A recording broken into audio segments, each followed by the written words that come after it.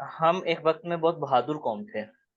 तकरीबन सल्तनत उस्मानिया ने 3 बरे-आज़मों पे जो है हुकूमत की। जो मुगलिया सल्तनत थी, उन्होंने भी बहुत साल, 700 साल, 800 साल हुकूमत की। जैसे हम्म। अभी कहा ना आपने कि हमने सल्तनत उस्मानिया में ये कर दिया और हमने वो कर दिया, एक तो हम्म। खैर वो हमने नहीं किया था।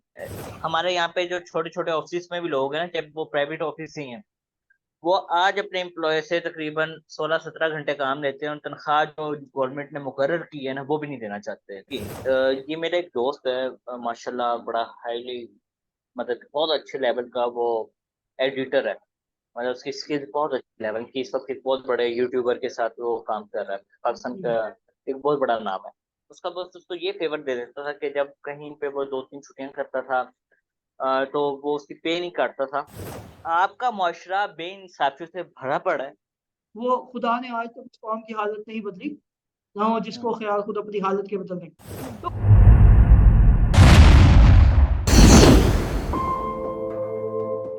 अस्सलाम वालेकुम फ़हीम साहब, कैसे हैं आप? ठीक हैं? वालेकुम सलाम, अल्लाह का शुक्र। तुम सुनाओ भाई। आज एक नए पॉडकास्ट में हम फिर हाज़िर हो गए हैं और जा आज का टॉपिक आपको पता है क्या है? ज्यादा आज कंसिस्टेंट का चल रहा है। हाँ, आज का टॉपिक ये है कि ये जो पाकिस्तानी कौम है जिसमें हम भी शामिल हैं, हम अल्हम्दुलिल्लाह। अपने आप को कौम कहते हैं, तो हम कौम क्यों नहीं बन सकते? ये ऐसे ना बड़े बड़े सब्जेक्टिव किस्म के क्वेश्चंस ले आते हो लड़के तुम, फिर कहते हो कि ये सर ऐसे आपके ऐसे साथ रहने का असर है ना। ऐसे ऐसे जवाब दे रहे मुझे इस बात। यार हम कौम क्यों नहीं बन पाए, हम कौम बन नहीं पाए उसकी ना बहुत सारी रीजन। हुँ। आप कहीं से भी शुरू कर लो ना। आप पॉलिटिकल साइड से शुरू कर लो, आप सोशल साइड से शुरू कर लो, आप इकोनॉमिकल साइड से शुरू कर लो, हुँ। आप कल्चर वाइज से शुरू कर लो। हम कौम असल में ना फंडामेंटली अगर हम बात करें तो मुझे लगता है कि one of the basic reasons is कि हम कंफ्यूज हैं, हुँ। हम क्लियर नहीं है। हुँ। हमें हमारा एक दूसरे से सर्वाइवल में रिश्ता कैसा है, हम उस पर क्लियर हुँ। नहीं। हुँ। हमारा कल्चर, हमारी वैल्यूज क्या है, हम उस पर हुँ। क्लियर नहीं। हुँ। हमने लास्ट टाइम हमने ये बात की थी कि प्रिंसिपल्स और एथिक्स और जो कोड होता है ना, जब वो हुँ। क्लियर नहीं होता तो हुँ।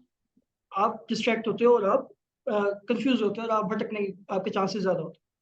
जी। हमारा जो कौमें होती है ना वो बेसिकली एक कोड पे इकट्ठी होती है हुँ।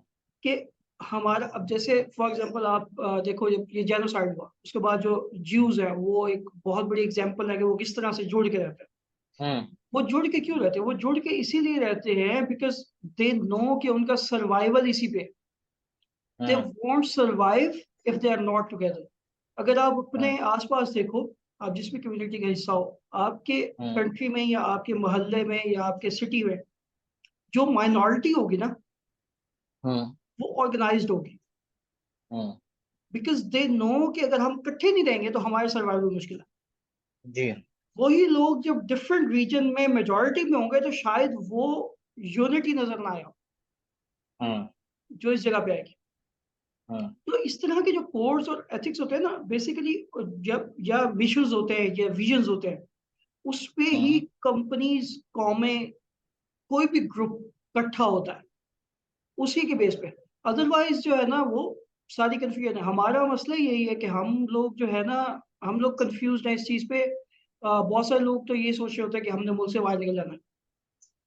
एक बंदा जो यहाँ पे सारी वायलेशंस करता है वो 2 घंटे की फ्लाइट लेके यूएई लैंड करता है और अचानक से वो लॉ अबाइडिंग सिटीजन बन जाता हुँ। है बिकॉज उसको पता है शॉर्टकट्स नहीं है। और हाँ। शॉर्टकट्स क्यों एग्जिस्ट करते हैं वो ऑब्वियसली बात बनाए बात निकलती है, लेकिन ये है कि शॉर्टकट्स क्यों एग्जिस्ट करते हैं, क्योंकि जिन्होंने लॉ हुँ। इन्फोर्स करना है वो लॉ इन्फोर्स नहीं कर रहे। अब वो हुँ। लॉ इन्फोर्स क्यों नहीं कर रहे भाई? उनका मुल्क है, उनके हुँ। बच्चे यहाँ रहने हैं, उनका सारा कुछ होना, वो क्यों नहीं कर पा रहे? तो ये बेसिकली ना ये सारी लेयर्स है। लेकिन हुँ। फंडामेंटली हम लोग क्लियर नहीं है कि हमारा सर्वाइवल जुड़ा है इस तरह इकट्ठे रहने से, हुँ। और हमारा सर्वाइवल जुड़ा है, हमारी जनरेशन्स का सर्वाइवल और उनकी इज्जत जुड़ी हुई है इस हुँ। चीज से कि हम क्या एक्ट कर रहे हैं।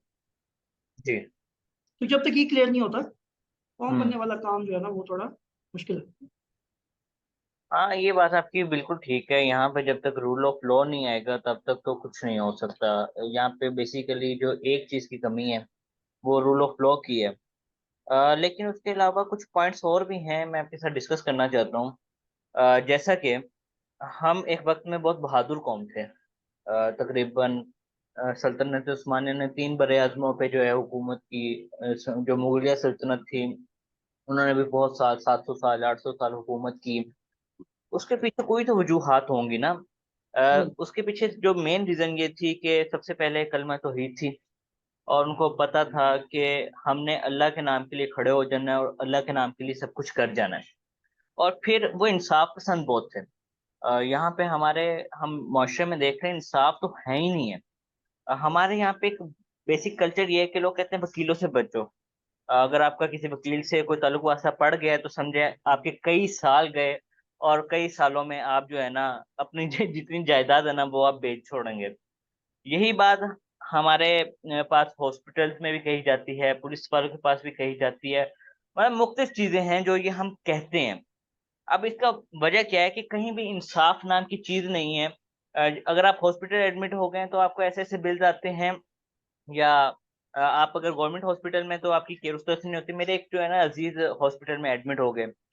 अब डॉक्टर्स आके इसलिए उनको ज्यादा चेक नहीं करते थे कि ये बूढ़े हैं, ये तकरीबन 80-82 साल के हैं तो इन्होंने सर्वाइव ही नहीं करना। ये कोविड के डेज की बात है, उन्होंने उनको सही से चेक ही नहीं किया। वो एक खातून आई रात में, डॉक्टर थी, और मैंने कहा चेक कर लें। उन्होंने इस तरह से कपड़ा उठाया, कहती ठीक है। वरना वो तो चेक भी नहीं कर रही थी। मैंने उनको कहा तो उन्होंने ये चेक किया। मैंने कहा एक दफा इनको चेक तो करें ना प्लीज। उन्होंने कहा नहीं नहीं मैं चेक कर लिया इनकी रिपोर्ट्स। फिर उन्होंने ना फॉर्मेलिटी पूरी करने के लिए रिपोर्ट्स वगैरह देखी। उनका नहीं ठीक है, कुछ लिखा और चली गई, जो उनके एक प्रोसीजर था। यही हम्म। आप प्राइवेट हॉस्पिटल में जाएं, वहां पे आपको केयर तो बहुत अच्छी मिलती है, लेकिन आपको फलां टेस्ट, ये चीज वो चीज, फलां फलां करके आपका इतना बड़ा बिल आता है कि एक वक्त में मेरे फादर ये कहते थे हमें कि आप डॉक्टर बने, डॉक्टर का काम जो है वो मसीहा है। लेकिन वो मसीहा इस वक्त हमें नजर नहीं आता। आप ये ट्रेवल कर रहे ये हैं। ना हम्म। ये ना असल में प्रॉब्लम ना यहाँ पे नहीं है, प्रॉब्लम ना थोड़ी सी हम्म। फंडामेंटल है। जैसे हम्म। अभी कहा ना आपने कि हमने सल्तनत उस्मानिया में ये कर दिया और हमने वो कर दिया, एक तो हम्म। खैर वो हमने नहीं किया था। हम्म। हमारे तो शायद बड़े भी नहीं होंगे उनमें। वो मैं तो मुसलमानों की बात कर रहा हूँ। ये वो है ना, फिर वो ये वाली बात करनी है तो फिर शिकवा जवाबी शिकवा पढ़ लो इकबाल का। जी। उसने बड़े अच्छे से कवर कर हम्म। लिया इसको कि भाई जी। तुमने क्या किया, तुम्हारे बड़े थे उन्होंने किया था तो फिर उनको हम्म। जवाब में चीजें भी मिल गई थी। But hmm. पॉइंट इज कि ना, जो डिफरेंस आया ना वो है बिलीफ हम्म। सिस्टम का। जी। आपका बिलीफ किसी भी चीज पे, वो कोई भी चीज हो सकती है। आपने कहा हम्म। ना कि तौहीद पे उनका भरोसा यकीन था ना, तो हम्म। क्रिश्चियंस किस चीज पर लड़ते थे? वो जंग में हम्म। जाके अपनी जान दे देते थे, तो वो इतनी हिम्मत कहीं से तो हम्म। आती थी, तौहीद से तो हम्म। नहीं आती थी। हम्म। पॉइंट इसके एक एक एक बिलीफ सिस्टम होता है ना, हम्म। वो कितना स्ट्रांग है आपका।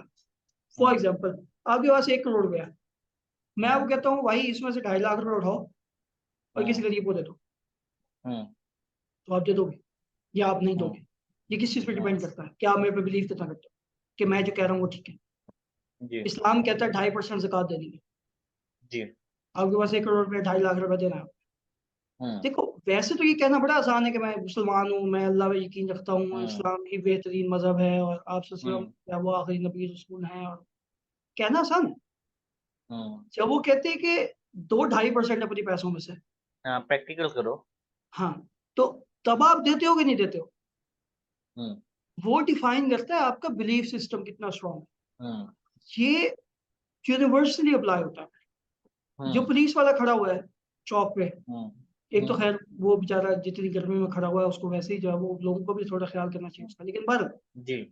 नॉट इन द सेंस कि उसको रिश्वत देते हैं मतलब उससे पानी पूछ ले। तो हम्म। पॉइंट इसके, जब वो पुलिस वाला ही खड़ा हुआ है चौक पे, वो किसी बाइक वाले को, गाड़ी वाले को रोकता है।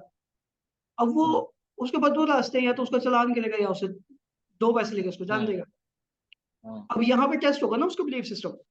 हम्म। अगर उसको यकीन है कि मरने के बाद इस चीज का हिसाब होना है, हम्म। खुदा पूछेगा कि भाई रिश्वत ली थी। हम्म। हदीस है कि रिश्वत लेने वाला देने वाला दोनों आग देने में, वाला। हम्म। दोनों आग में है। जब ये बात जी। क्लियर हो गई, अब इसमें क्वेश्चन तो हम्म। कोई नहीं किया। अब आपका हम्म। बिलीफ सिस्टम कितना स्ट्रांग है। अगर तो आपका बिलीफ सिस्टम स्ट्रांग है तो हम्म मतलब मैं आपको एक तरफ रख दूं चूल्हा और मैं कहूँ ये 500 हम्म रुपए लो, चूल्हे पे बैठ जाओ, आप तो नहीं हम्म बैठोगे, हम्म तो वो क्यों बैठ रहा है? Hmm same goes for doctors. Hmm, doctor ने ओथ लिया है कि जी मैं अपने पेशेंट्स का ख्याल करूंगा करूंगी whatever जो भी, जी। उसके बाद वो नहीं कर पा रहा। तो हम्म और ये बिलीफ सिस्टम सिर्फ इस्लाम तक नहीं है, इससे आगे आप जो कौम बनने की बात कर रहे हो ना, तो वो इससे आगे आती है हम्म बात में। इससे आगे हम्म आती है फिर आप अपने कॉन्स्टिट्यूशन में कितना बिलीव करते हो, हम्म आपका जो मुल्क का रूल है, मुल्क का लॉ है, हम्म उसमें आप हम्म कितना बिलीव करते हो, आप हम्म अपने मुल्क की एग्जिस्टेंस और उसके सर्वाइवल से अपने सर्वाइवल के लिंक को कितना बिलीव करते हो। ये हम्म सारी कहानी बिलीफ सिस्टम की है जो कि हमारी अगर हम सर्टेन अपनी कौम की बात करें, ओवर द टाइम डिक्लाइन ही हुआ, जी। अनफॉर्चुनेटली बढ़ा नहीं। हम्म ऑल्दो शुरू वाली भी बहुत सारी कहानियां हमें टेम्पर्ड किस्म की सुनाई गई हैं, जी जी। बहुत सारी चीजें जो नहीं हुई थी और हमें हम्म बता दिया गया कि वो उसने तो ये कर हाँ दिया तो बहरहाल। जी। तो आर्टिफिशियल स्टोरीज। हाँ, तो let's not go into the history but we all know now कि क्या क्या हम्म कुछ हुआ है। वो हम्म मैं सुन रहा था इंटरेस्टिंगली एक्सपीरियंस, वो कहते हैं जी इंडियन थे वो कहते हम्म हैं कि ना मैं ना लंदन गया तो मेरी एक पाकिस्तानी से मुलाकात हो गई, जी। तो वहां पे हमारी डिबेट शुरू हो गई किसी चीज पे। तो हम्म डिबेट चलते चलते हम भी जवान थे वो भी जवान थे, तो जरा अगली डिबेट हो गई। तो हम्म मैंने कहा जी और तू बता कारगिल में तेरे साथ क्या हुआ था, तो उसने कहा तू बता तो हम्म कारगिल में तेरे साथ क्या हुआ। मैंने कहा तो 1971 में तुम्हारे साथ क्या हुआ था, उसने कहा 1971 में तुम्हारे साथ क्या हुआ। हम्म उन्होंने कहा 1965 में तुम्हारे साथ क्या हुआ, उन्होंने कहा तेरे साथ 1965 में क्या हुआ। हम्म थोड़ी देर बाद मैंने सोचा कि इनकी किताबों में ये जीते थे, हम्म हमारी किताबों में हम जीते थे। सहारा कौन? तो हमारा कौन। तो डिबेट की सेंस ही हम्म मर गई, क्योंकि भाई वो भी अपनी जगह ठीक कह रहा है, हम्म, क्योंकि उसको भी तो यही बताया गया कि भाई हम जीत गए थे। जी। तो ये जो डिस्टॉर्टेड हिस्ट्री है, बात दूसरी तरफ निकल गई बट सर डिस्टॉर्टेड। हिस्ट्री अपने मुताबिक लिखी जाती है ना, जैसे मुगल्स भी थे ना, तो वो हिस्ट्री अपने मुताबिक लिखवाते होते थे। जब से हमारा मुल्क बना है तो हमने भी हिस्ट्री अपने हिसाब से बनवाई है और उन्होंने भी हिस्ट्री अपने हिसाब से बनवाई है। अब ये जो हिस्टोरियंस, न्यूट्रल हिस्टोरियंस है ना, वो फिर सही बात बता देते हैं तो वो हमें बर्दाश्त भी नहीं होती है। अच्छा सर, मैं आपकी ना वो रिश्वत हिस्ट्री वाली खैर कहानी पे। वन वे और द अदर हिस्ट्री जो है ना, हम्म समहाउ कुछ हम्म साल लगते हैं लेकिन बात आखिर निकल ही हम्म, आती है। निकल ही वरना आती है। वरना मुगलों की कहानियां और दूसरे जो हाँ। मंगोलिया के जो लोग हम्म, थे उनकी कहानियां और हाँ फिर अंग्रेजों हाँ, की कहानियां, फैसिनेटिंग स्टोरीज। ये सारी कहानियां कहाँ से निकल आई, ऐसे ही निकल आई ना, बिकॉज हाँ मौरिख लिख रहा था कहीं ना कहीं। हाँ, मौरिख लिख रहा था। खैर सर, मैं आपकी रिश्वत वाली कहानी पे कहानी सुनाना चाहूंगा। जो हाँ हदीस बताई, सॉरी, आपने। हाँ अ, आपको याद होगा कि कुछ 2016 में या 15 में हमारा एक बड़ा जुनून था कि हम बच्चों को ना हेल्प करते थे, जो कि अभी भी करते हैं। हाँ तो इसी सिलसिले में ना एक दिन मैं अपने एक दोस्त के साथ ना कसूर जा रहा था। अब वहां पे एक सिंगल रोड थी, तो उसने ना, एक पुलिस वाले ने मुझे रोक लिया। मतलब कि इंतहाई कोई कांस्टेबल टाइप था, कोई मतलब ये नहीं कि कोई अच्छे डेजिग्नेशन से था वो। अब वो मुझे वहां पे कहता है कि तुम लोग डबल सवारी पे जा रहे हो, इसलिए मैंने तुम्हें रोका है। मैंने कहा ये पंजाब में डबल सवारी पे पाबंदी कब से हो गई है? हम्म तो कहता है, जी हो गई है, आपको नहीं पता? मैंने कहा जी हमने तो कहीं नहीं सुना। मैंने वहां पे गूगल किया तो मुझे ऐसी कोई न्यूज भी नहीं मिली। आपको पता है, आजकल हम जरा गूगल पे ज्यादा यकीन करते हैं। तो उसने कहा जी मामला कैसे खत्म करना है? मैं कहा जाने हम्म दो हमें। कहता नहीं। उसने सर रिश्वत कितनी मांगी बोला? सिर्फ हम्म 50 रुपए। अब बस आपका भाई का वहां पे ना दिमाग खराब हो गया कि यार मैं तो नहीं देनी, मैं क्यों हाँ रिश्वत दूं, ये है वो है।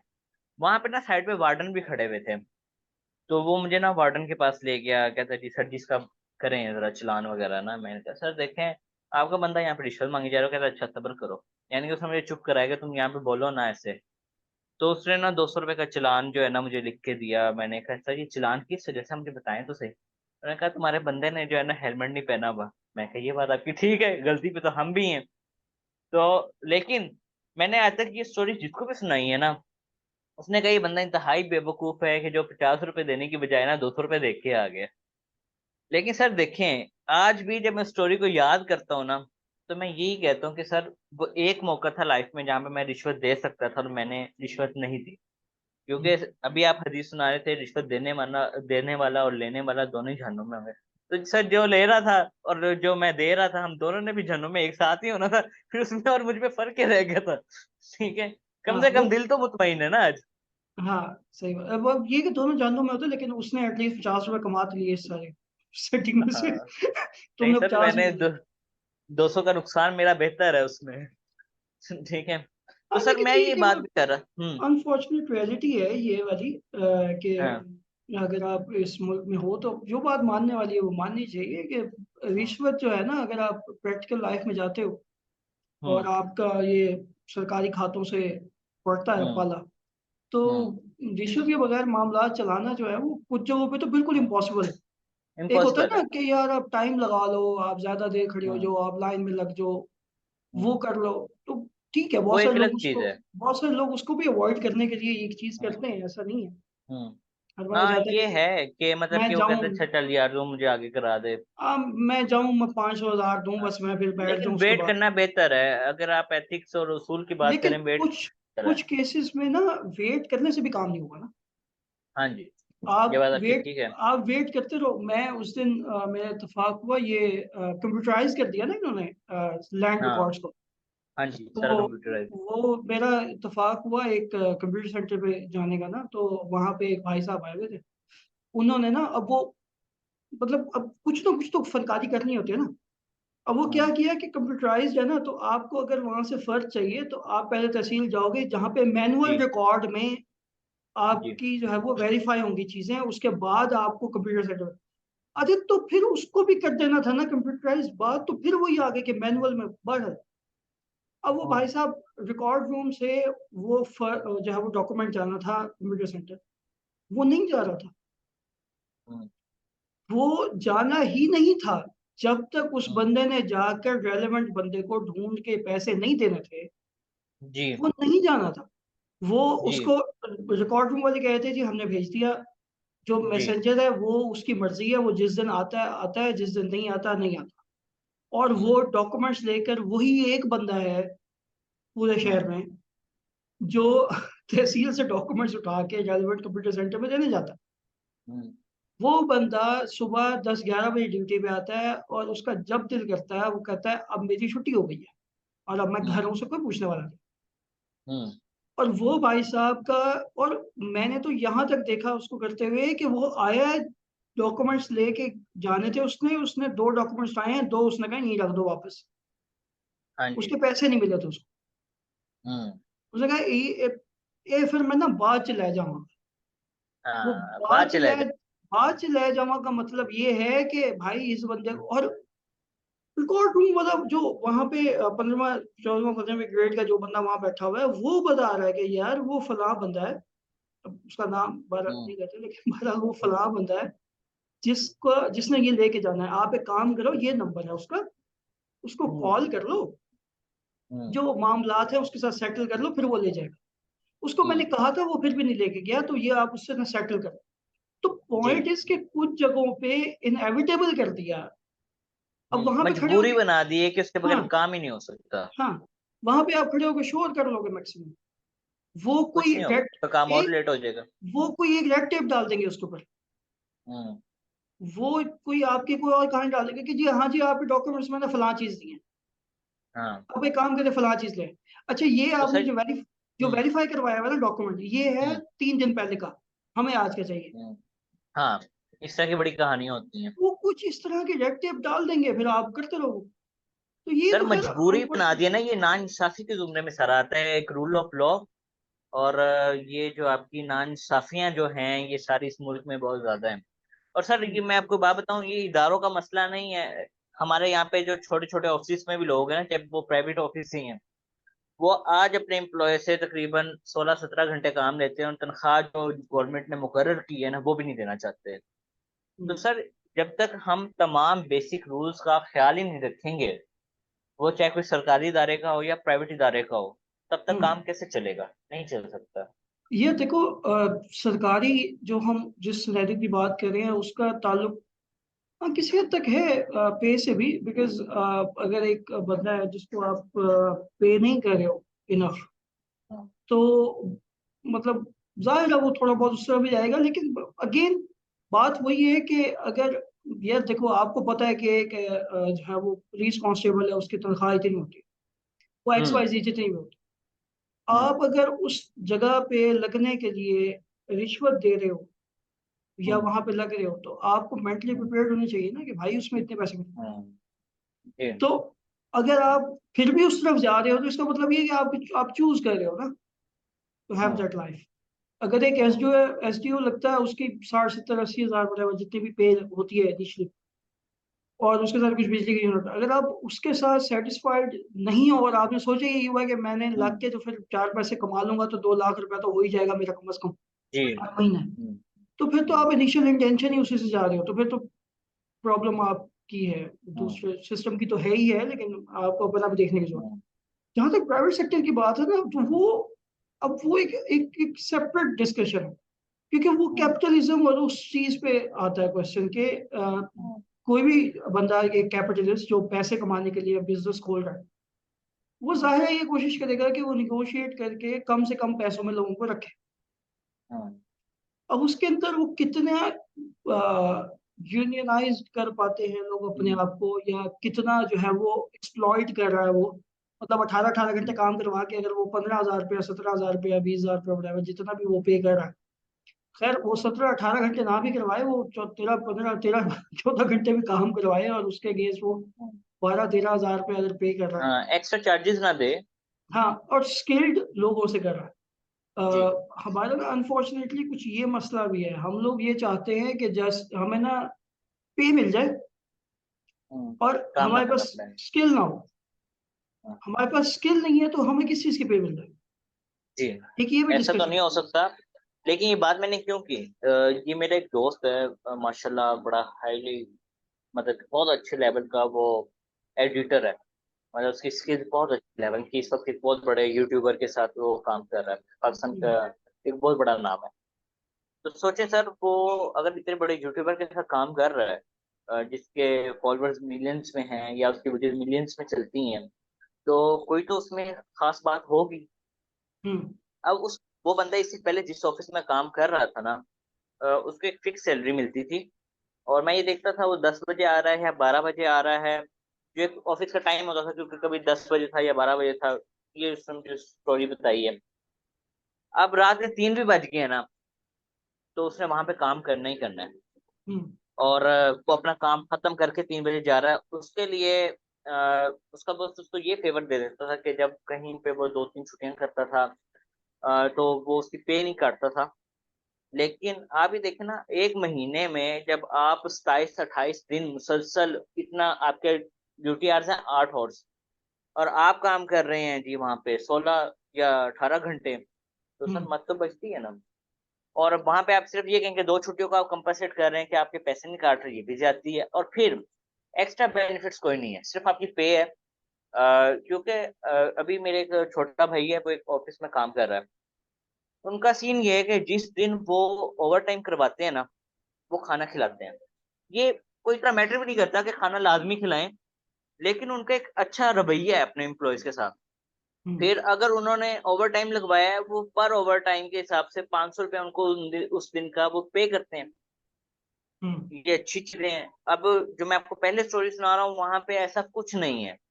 यानी कि कभी फेवर में अगर आप 3 बजे बैठे हुए हैं, तो सर आप कंपनी के लिए बैठे हुए हैं ना, या उस इदारे के लिए बैठे हुए हैं ना। आपको भूख तो लगती है, या आपकी नीड्स तो है ना। अगर वो इदारा आपकी वो नीड्स भी पूरी नहीं कर रहा और आपसे कह रहा है कि वो आपने काम नहीं किया, क्यों नहीं किया, सही नहीं किया, या आप खत्म करके जाओ, तो सर यहाँ पे तो मसले आते हैं ना। तो काम कर लो ना, आप क्यों बैठे हो वहां पे? अब सर कई दफा देखो। आपके पास ऐसा होता है कि आप, जो आपकी बात थी पहले, कि आप कई दफा फैसला लेते हुए बहुत डरते हैं, क्योंकि पीछे हमारे यहाँ पे कल्चर ये है कि एक बंदे पे पीछे उसकी फैमिली जो होती है ना, वो सरवाइव कर रही होती है। उसके साथ स्टोरी कुछ ऐसी थी।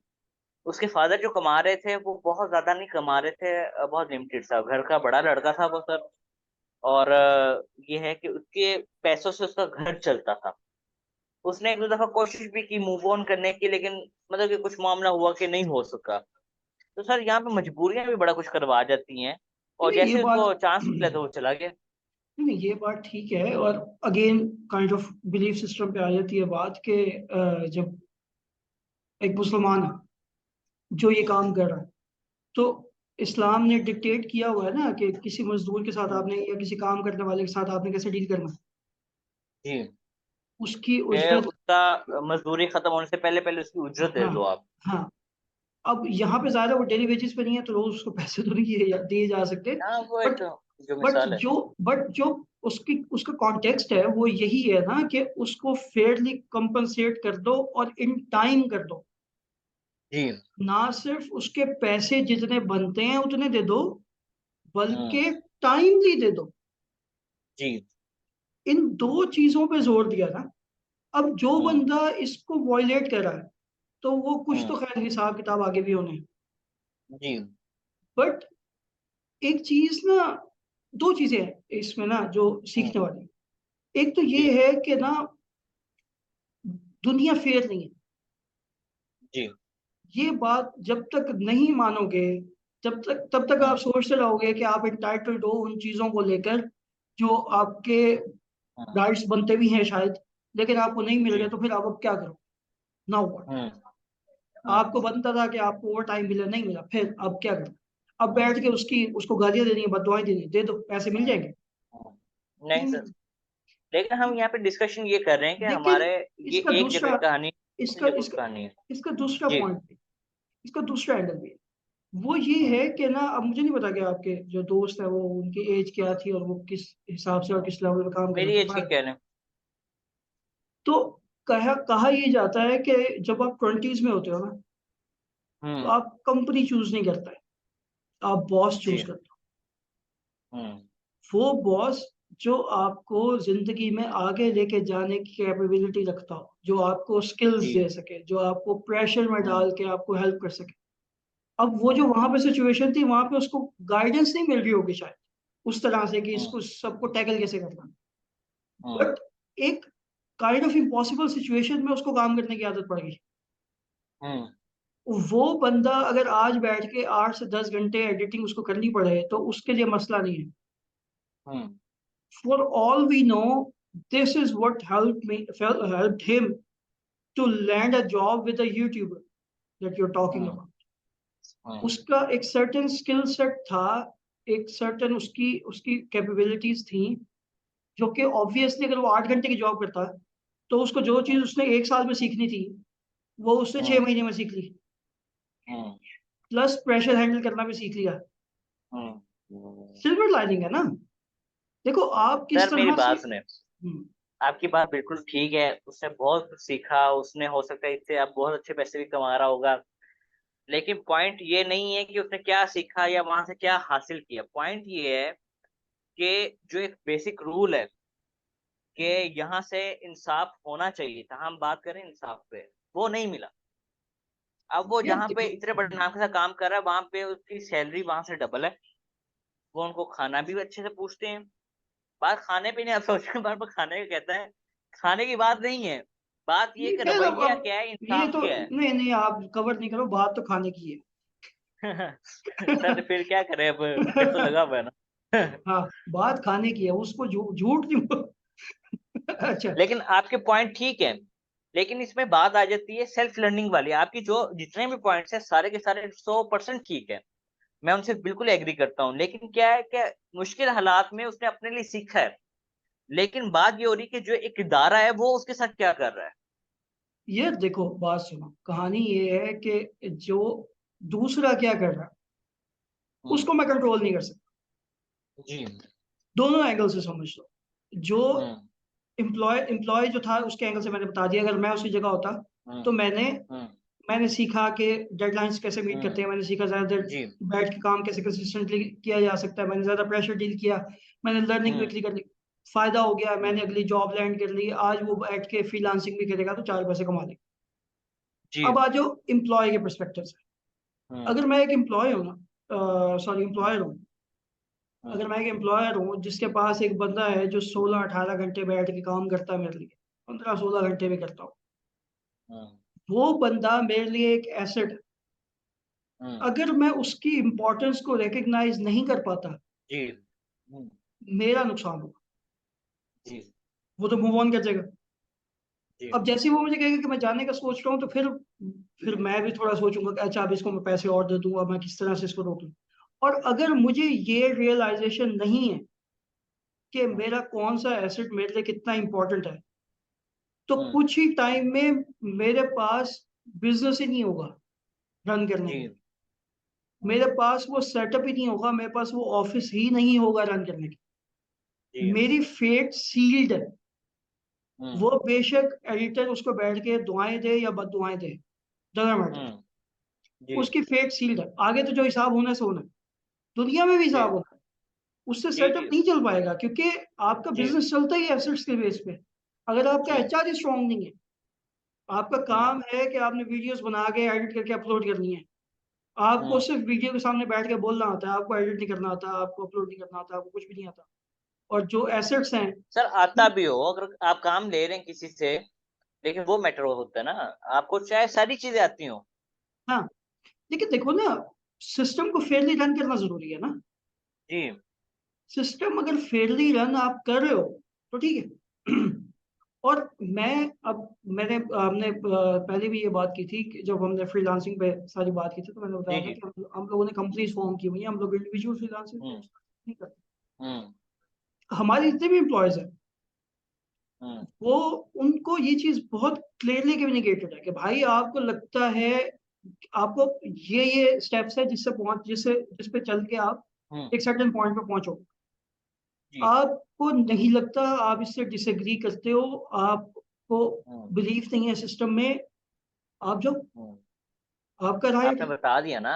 आप सर रिजाइन करो, आप हम्म अपना पीरियड गुजारो, और ना सिर्फ ये है कि रिजाइन करके हम्म नोटिस पीरियड गुजार के जाओ, बल्कि हम्म ये है कि अगर नोटिस पीरियड पूरा एथिकली गुजार के गए हो, जी एक महीने बाद भी जरूरत पड़ती है घूम के आओ, हम कोशिश करेंगे कि हम्म हम, अगर हमारे पास स्पेस हुई तो हम आपको लाजमी हाँ आपको आपको प्रेफर करें, एडजस्ट कर लेंगे। आपको प्रेफर करेंगे। ठीक है। हम्म तो सिस्टम इस तरह से चलते होते हैं। हम्म तो अगर सर वही बात आपने है। बता दिया ना, मैं यही बात कर रहा हूँ, आपने एक चीज कह दी कि ये ऐसे होगा। हम्म, ठीक है, मैं एक कंपनी का मालिक हूँ फर्ज करें, और मैं हम्म, ये कहता हूँ कि मैं आपको हायर कर रहा हूँ, आपने 8 घंटे काम करना है, आपकी ये 50,000 या 40,000 तनख्वाह है, और जैसे ही इस टाइम होगा आपने यहाँ पे ऑफिस में होना है, और जैसे ही टाइम खत्म होगा आप ऑफिस से बाहर होंगे। ठीक है, हम्म, फर्ज करें जी, मैंने ये शुरू में 2-4 दिन रखा, और उसके बाद आपको कहा कि अच्छा यार आज थोड़ा-सा काम है, ज़रा बैठ तो दें, कर तो दें। ठीक है, हम्म, आप 1 दिन फ़ेवर दे रहे हो, 2 दिन दे रहे हो, और आपको पता है जब आप कोई 4-5 दफ़ा फ़ेवर दे रहे हो तो उसके बाद वो फिर आपकी ज़िम्मेदारी बन जाती है। उसके बाद आप नो नहीं कह सकते, नो आप पहली दफ़ा में कह सकते हैं। उसके बाद आप नो नहीं कह सकते, वो फिर अब आपका काम है। अब वो आपकी ज़िम्मेदारी बन गई है, और आप उसी तनख्वाह में सब कुछ उससे करवा रहे हैं, और आपने सिर्फ़ कहा कि आपने 8 घंटे काम करने हैं। और उस तनख्वाह में आप करवाने के बाद उसको कोई एक्स्ट्रा फ़ेवर नहीं दे रहे, और जब आपका दिल चाहता है आप उसको बेइज़्ज़त भी कर रहे हैं। क्योंकि हमारे यहाँ पे प्राइवेट सेक्टर में ये बहुत कुछ हो रहा है। तो यार देखो आप ऐसा अच्छा है कर रहे हैं कि इसका मतलब ये नहीं कि सारा कुछ अच्छा हो रहा है। जब देखो ना, जब हाँ। हम टॉक्सिसिटी इन रिलेशनशिप्स की बात करते हैं ना, तो वो रिलेशनशिप हुँ। एम्प्लॉयर और एम्प्लॉयर का भी आता है उसमें। ठीक है। जी। तो अगर इस तरह की सिचुएशन है जहाँ पे आपको इतनी टॉक्सिसिटी लग रही है, तो आपको अपने ऊपर भरोसा भी तो होना चाहिए ना कि मैं कुछ ना कुछ कर सकता हूँ। आपके हुँ। ऊपर अगर आपको लगता है कि नहीं, मैं यही बंदा अब इंसान बन जाए और मैं यहीं बैठा हुँ। रहूं, सर तो आपको लगता है हमारे यहाँ पे 90% लोगों में सेल्फ बिलीव है, या वो उनमें ये ताकत है कि वो फैसला ले सकें? जो हमारी कौम है, हम जो लोग रोज़ाना देख फिर रहे हैं। तो फिर तो हमें ऐसे लोगों का थैंकफुल होना चाहिए जो बंदों को इतना पुश करते हैं कि एंड पे आके बंदा कहता है कि भाई मैं अपना ही काम कर लूंगा। हाँ, क्या मैं जिसने वही बेहतर है यार, अपना ही कर लूँ। हाँ, जिसने कभी नहीं था करना, जिसको हुँ। अपने ऊपर टके का भरोसा नहीं था, उसने हाँ। भी तंग आके कहा कि यार मैं अपना ही खोल लूंगा। मैं अपनी अच्छा, दुकान अच्छा खोल तू लूंगा। छੱਡ मैं अपना ही कर लवांगा। हाँ, मैं 2 दिन भूखा रह लूंगा लेकिन मैं कर लूंगा अपना। हुँ। तो फिर तो सर हमें जो है वो ऐसे लोगों का थैंकफुल होना चाहिए कि वो एटलीस्ट हाँ, हमारी बाउंड्रीज हमारे लिए पुश कर रहे हैं, जो हम खुद हाँ। नहीं कर पा रहे। तो ये सर तो मैंने मैं, इस दौरान देखा उस बच्चे का, मतलब शुरू में काम ठीक था, जब से ये सिलसिला शुरू हुआ और ये सारे मामले शुरू हुए, उस बच्चे की मेंटल हेल्थ पे बहुत ज़्यादा फ़र्क पड़ा। चिड़चिड़ापन आ गया, उसकी नेचर अग्रेसिव हो गई, और छोटी-छोटी बात पे वो जो है ना लड़ पड़ता था। तो ये सिर्फ उस बंदे का हाल नहीं था, ये उस ऑफिस में काम करने वाले तमाम लोगों का हाल तकरीबन ये होता है, इसी ये तरह का हो गया ऐसे ही था है। कि वो डरे डरे से सहमे सहमे से कि कब हमारा बॉस आएगा और हमारी बेइज्जती शुरू कर देगा। तो सर लेकिन ये देखें ना, आपके अल्फाज भी नाइंसाफी की दुनिया में आ जाते हैं, और ये भी जो आपके साथ आज हो रहा है ना, वो आप जिंदगी में और आखिरत में, मतलब कि एक बड़ी मशहूर किताब में ये लिखा हुआ है, मुझे अब ज़हन में नहीं है। वहाँ पे लिखा हुआ था, इंसान जो अपनी ज़िंदगी में अमल करता है ना, वो यहाँ पे लाज़मी दुनिया में बीच के जाता है। अब वो क्योंकि एक फॉरेनर राइटर था, तो उसने ये तो नहीं कहा कि आखिरत में क्या होता है, वो तुम्हारा यकीन है ना। तो उसने कहा कि जी जो ज़िंदगी में करता है ना, उसके नताइज उसके सामने लाज़मी आते हैं। वो चाहे पॉज़िटिव हों या नेगेटिव हों, वो आते ज़रूर हैं। चलें हम उसकी बात दुनिया के हिसाब से ले लें, इसकी ना और ये अक्सर होता है। इसकी ना फ्लिप साइड है। हुँ, इसकी फ्लिप साइड ये है, जो कि असल में ना अभी बहुत सारे लोग जो है ना, वैसे मतलब हर जगह ही ऐसे होता है, लेकिन पर बहुत सारे लोग ना होते हैं एम्प्लॉयज, हाँ जी। एम्प्लॉयर होते हैं कम।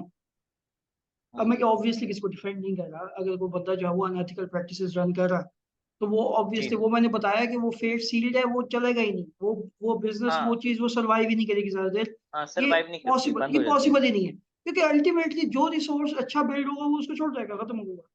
हुँ, खैर, लेकिन इसकी फ्लिप साइड है, हुँ, वो ये है कि जो कि मुझे लगता है कि स्पेशली जो मैनेजमेंट स्कूल्स हैं या इवन जितने भी प्रोफेशनल डिग्रीज हैं, उनमें ये दोनों पर्सपेक्टिव समझाने चाहिए।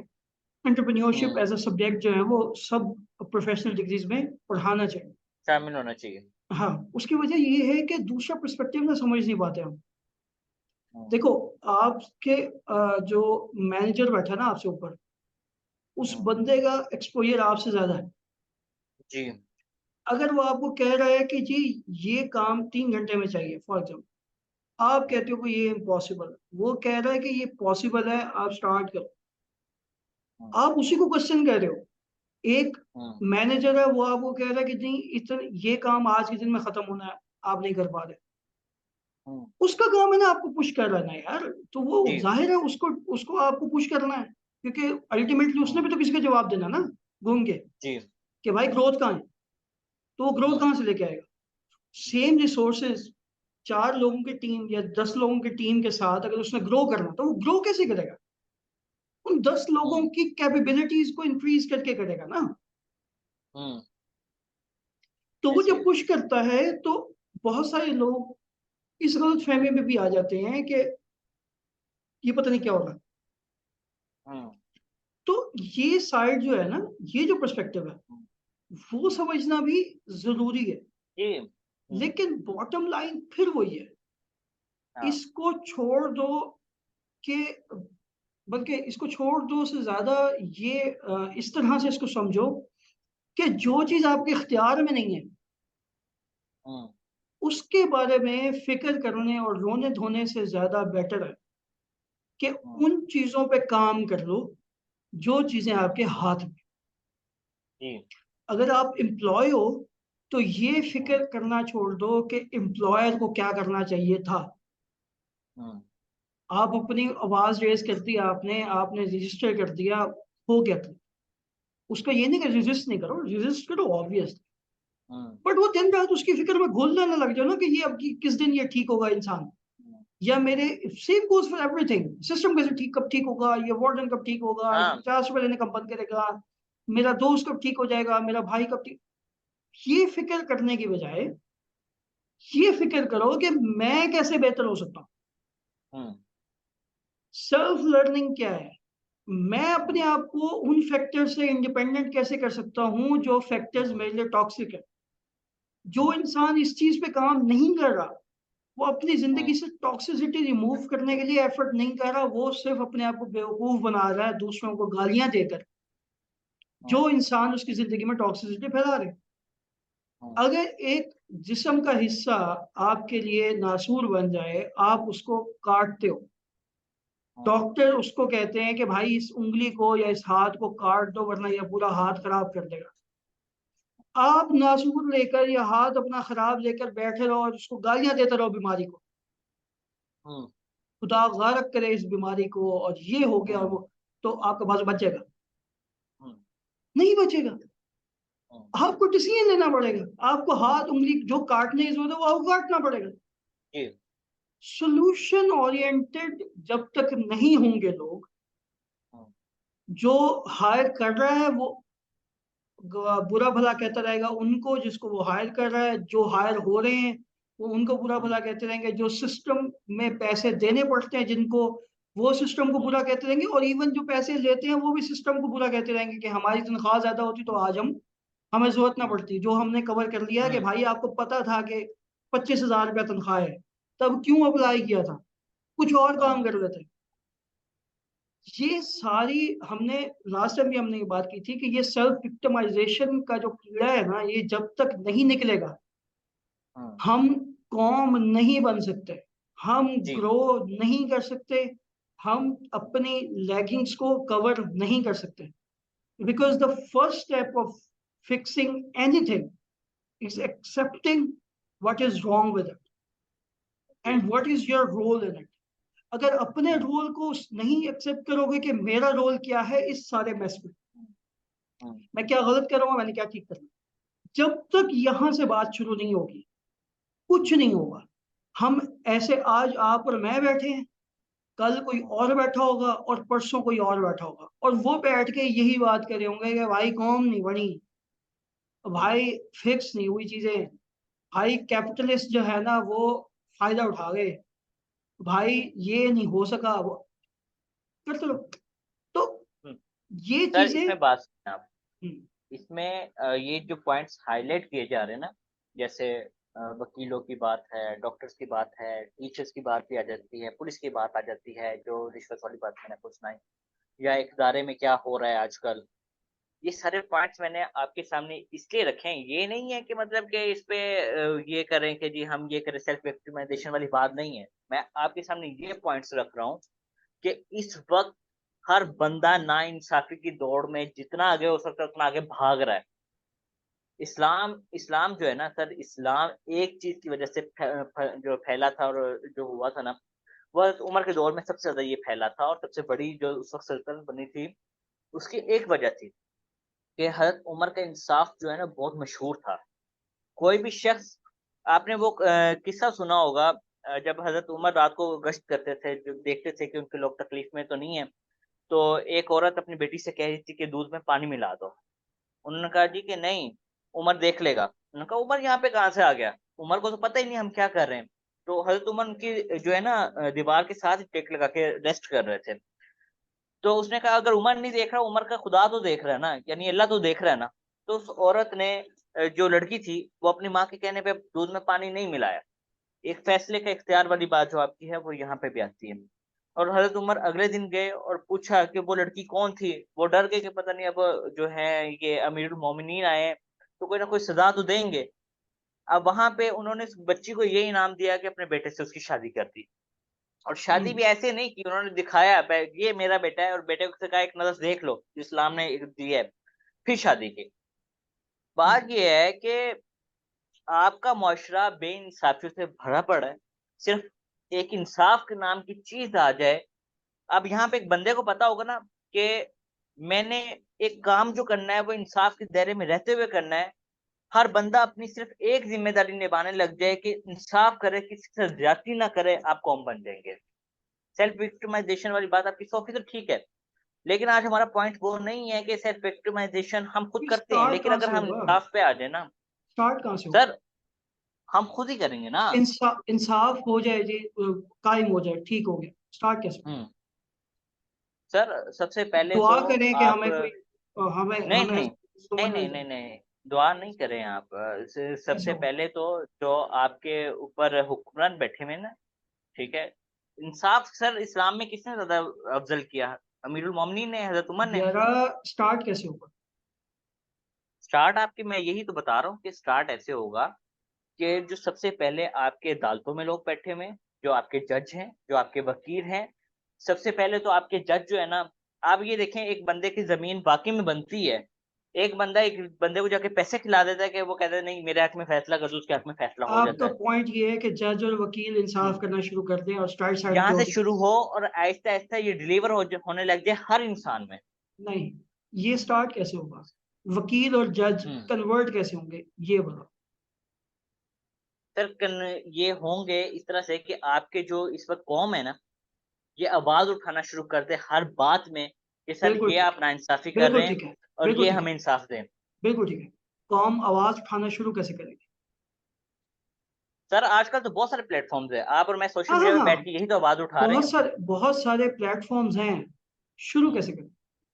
सर सोशल मीडिया आपके पास बेस्ट प्लेटफॉर्म है, हर अरे बंदे के पास वो मोबाइल तो है। शुरू वो वो तो बताए शुरू कि ये हम्म वो मीडियम है, वो हम्म मीडियम है। हम्म सोशल मीडिया मीडियम है। हम्म हम्म। मैं ये कह रहा हूँ कि लोगों को ये समझ कैसे आएगी कि उन्होंने अब आवाज उठानी है और वो आवाज उठाना शुरू करें। सर आप ये देखें कि अगर आपकी एक जमीन है, आपको वो नहीं मिल रही है, तो इसके मतलब ये आपके पास नाइंसाफी हुई है ना। ठीक आप है, पहले तो जाएं अदालत के पास। सुनिए जरा, आप अदालत में गए। अदालत के पास जाएं, अगर अदालत आपके हक में फैसला करती है, ठीक है, आप उसे कहें कि वाकई में इंसाफ हुआ है और आप उसको अप्रिशिएट करने के लिए मुख्तलिफ प्लेटफॉर्म्स पे अपनी बात उठाएं कि जी ये इंसाफ का मैं दायरा कद हो रहा है। मैं अगर मैं आसान नाइंसाफी कर होती देता है हूँ, तब भी बताएं। मैं आसान कर देता हूँ। देखो, जी करें। समझो बात को। कोई भी चीज जो इनिशिएट होती है ना, हम्म यहाँ से होती हम्म है, ठीक है? मैं जो बात कर रहा हूँ ना आपको, वो यही बात कर। हम्म सेल्फ विक्टिमाइजेशन से जब हम निकलेंगे ना, हम्म मैं जब सेल्फ विक्टिमाइजेशन से निकलूंगा, हम्म फिर मैं रियलाइज करूंगा कि मैं कर क्या सकता हूँ हम्म उसको फिक्स करने के लिए जो करंट सिचुएशन। हम्म और उसके लिए आवाज उठानी है, उसके लिए सोशल मीडिया पे जाना है, उसके लिए जो भी करना है। हम्म, कहानी शुरू होगी पर्सनल डेवलपमेंट से। जी वकील जज ऐसे नहीं चेंज होगा। हम्म हाँ, हुक्मरान कैसे चेंज होगा? वोट से। हम्म हम्म मैं तो पहले सही बंदे को वोट देना शुरू करूँ ना, जी। हम तो फिर मैं सर अपने 2000 के आसपास, पीछे वोट दे देते हैं। तो फिर मैं अपने आसपास के लोगों को, अपनी फैमिली को कहना शुरू करूँ ना कि सही बंदे को वोट। हम्म सिस्टम में चेंज, किसी भी जगह पे चेंज स्टार्ट होता है यहाँ से। ये हम्म जो मैक्रो लेवल पे चीजें चेंज करने का शौक है ना, ये टाइम वेस्ट करने वाले लोगों को होता हम्म है। कैसे? देखो, ऐसा नहीं है कि मैक्रो लेवल पे चीजें चेंज नहीं करनी चाहिए, बट जो स्टार्ट मैक्रो लेवल से करते हैं, मैं करेक्ट कर, हम्म तो लोग स्टार्ट करते हैं ना मैक्रो लेवल पे चीजें फिक्स करने में, हम्म वो टाइम जाया करते हैं। हम्म क्योंकि चीजें मैक्रो लेवल पे चेंज हो ही नहीं सकती जब तक जो है वो माइक्रो लेवल पे चीजें चेंज हो। हम्म इनकलाब आने में क्यों टाइम लगता है? इसीलिए हम्म टाइम लगता है क्योंकि पहले उसके सिपाही खड़े होते हैं, हम्म लोग खड़े होते हैं। जब तक आप रियलाइज नहीं करोगे कि भाई आप विक्टिम हो, जब तक आप रियलाइज नहीं करोगे कि सिस्टम में क्या गलती है, हम्म जब तक आप रियलाइज नहीं करोगे, और victim not in the sense self victimisation, victim in the sense के इस सिस्टम से, जो सिस्टम हम्म चल रहा है ये नुकसानदेह है मेरे लिए और मेरे घर वालों के हम्म लिए, मेरे खानदान के लिए। दोस्तों के लिए, मेरे जानने हाँ, वालों के लिए। जब तक आप ये रियलाइज नहीं करोगे और लोग खड़े नहीं होंगे, और लोग कैसे खड़े होंगे? ऑब्वियसली माइक्रो लेवल पे, जो खुद रियलाइज करेंगे। पर्सनल जी डेवलपमेंट के थ्रू आप अपने लोग खड़े करते हो जो हम्म चेंज बिल्ड करते हैं। जैसा खान साहब ने किया। Charity begins at home. Hmm खुद अपनी हालत बदलोगे, वो खुदा ने आज तक उस कौम की हालत नहीं बदली, ना हो जिसको हम्म ख्याल खुद अपनी हालत के बदलने का। हम्म तो भाई जब हम्म अपनी, मैं अपने हालात नहीं बदल सकता, मैं बाहर निकल के सिस्टम कैसे बदलूं? हम्म ये इम्पॉसिबल है कि मैं हम्म सिस्टम के चेंज की बात करूं जबकि मैं अपने अंदर का छोटा सा सिस्टम नहीं चेंज कर पा रहा। हम्म मेरा घर मेरे काबू में नहीं है, मेरा अपना जिस्म, मेरा अपना माइंड, मेरा अपना माइंडसेट हम्म अपने कंट्रोल में नहीं है। बट समहाउ मुल्क कैसे कंट्रोल में आएगा, इसकी स्कीम मैं ऐसे लेके फिर रहा हूं। तो भाई आप हम्म बेवकूफ हो। हम्म पर्सनल डेवलपमेंट अपने एंगल से चीजों को, इसलिए मैंने वो एक काइंड ऑफ एक केस स्टडी भी, अब वो बात हुई थी तो मैंने केस स्टडी भी बना दी कि अगर मैं वहां पे एज अ एडिटर हम्म काम कर रहा होता तो मैं क्या सोचता और मैं क्या करता, हम्म और अगर मैं वहां पे as a boss, as a employer काम कर रहा होता तो मैं क्या करता, हम्म या मुझे क्या हम्म करना चाहिए था। या करना चाहिए है। ये चीजें जब तक हम अपने एंगल से समझना शुरू नहीं करेंगे और दूसरों के एंगल से समझते रहेंगे, तो प्रॉब्लम ये है कि आज अगर आपको किसी जगह पे 500 रुपये देना पड़ा है और आप उस पर फूल रहे हो, तो उसको फिक्स करने के लिए क्या तरीका है उसके बारे में सोचना शुरू करो। जी उसका वे अराउंड क्या हो सकता है, उसके लिए आवाज कैसे उठाई जा सकती है। वो आप दोस्तों में बैठ के 4 बुराइयां कर दोगे, 4 गालियां दे दोगे कि वो उल्लू के पट्टे होते पैसे लेते, तो उससे वो ठीक हो जाएगा? नहीं वो ठीक। आपकी भड़ास निकल जाएगी, आपके 4 6 महीने गुजर जाएंगे, साल 2 साल गुजर जाएंगे, फिर किसी दिन पाला पड़ेगा, फिर आपको 4 पैसे देने पड़ेंगे, फिर आप गालियां दोगे, कौन नहीं बनेगी ना। और इसी वजह से नहीं बन पा रही।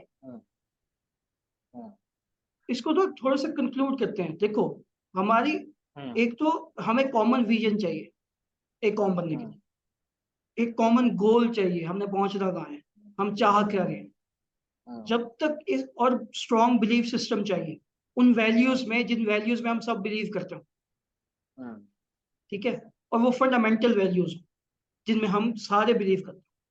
जब तक हम इन चीजों को और सेल्फ पर्सनल डेवलपमेंट, जब तक हम इन 3 4 चीजों पे काम नहीं करेंगे, हम ना कामयाब होंगे, ना कौम होंगे, और ना कामयाब कौम होंगे।